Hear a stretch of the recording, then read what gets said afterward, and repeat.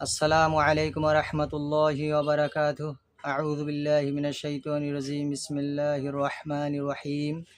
আসসালাতু ওয়াসসালামু আলা রাসূলিল্লাহ। আলহামদুলিল্লাহ, আল্লাহ তাআলা আমাদেরকে নির্দিষ্ট নামাজের জন্য নামাজের পূর্বে উযু করার ব্যবস্থার নিয়ম কানুন আল্লাহ তাআলা এবং আল্লাহ রাসূল সাল্লাল্লাহু আলাইহি সাল্লাম বলে দিয়েছেন।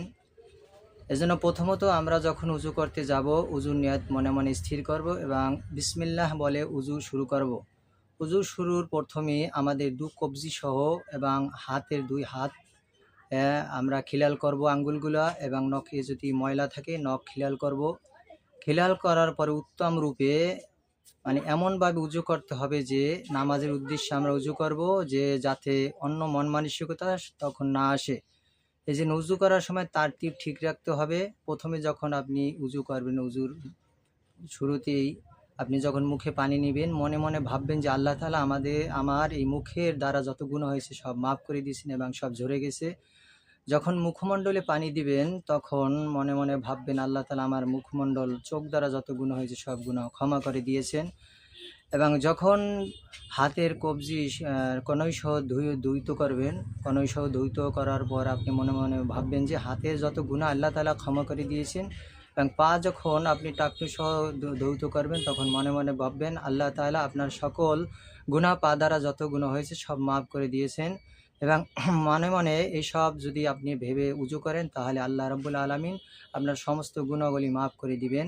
এবং উযুর শেষে আপনি আকাশের দিকে চেয়ে, অথবা যদি আকাশের দিকে না চাওয়া যায়, যদি এরকম পরিস্থিতি থাকে, তাহলে আপনি কালেমায়ে শাহাদাত আশহাদু আল্লা ইলাহা ইল্লাল্লাহু ওয়া আশহাদু আন্না মুহাম্মাদান আবদুহু ওয়া রাসূলুহু, এটা পড়ার পরে আপনি আল্লাহুম্মা জাআলনি মিনাত তাওয়াবিন ওয়া জাআলনি মিনাল মুতাতাহহিরিন, এই দোয়াটি পড়লে আল্লাহ তাআলা কিয়ামতের ময়দানে আপনার 8টি দরজা খুলে দেওয়া হবে এবং 8টি দরজা, যে কোনো দরজা দিয়ে আপনি জান্নাতে প্রবেশ করতে পারবেন। এই জন্য উযু যেভাবে করবেন আপনার নামাজ কিন্তু সেই রকম হবে। এই জন্য উযুর সময় তারতিব ঠিক রাখবেন। হযরত নবী করিম সাল্লাল্লাহু আলাইহি সাল্লাম কোথাও গিয়েছিলেন এবং সেখান থেকে আসার পরে নামাজের জন্য উযু করতেছিলেন এবং তার সাথে সাহাবীরা ছিল।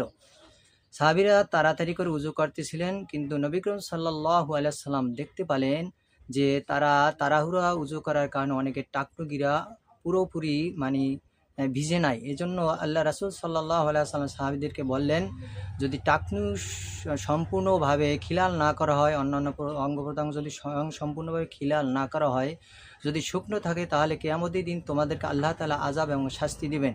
এই জন্য উযুর সময় সব সময় খেয়াল রাখবেন একটা পশম পরিমাণ যেন শুষ্ক না থাকে, শুকনা না থাকে। এই জন্য পরিপূর্ণভাবে তারতিবের সহিত উযু করবেন। উযুর মাধ্যমেই আপনার কিন্তু নামাজ, এবং নামাজ আল্লাহ তাআলা কবুল করবেন।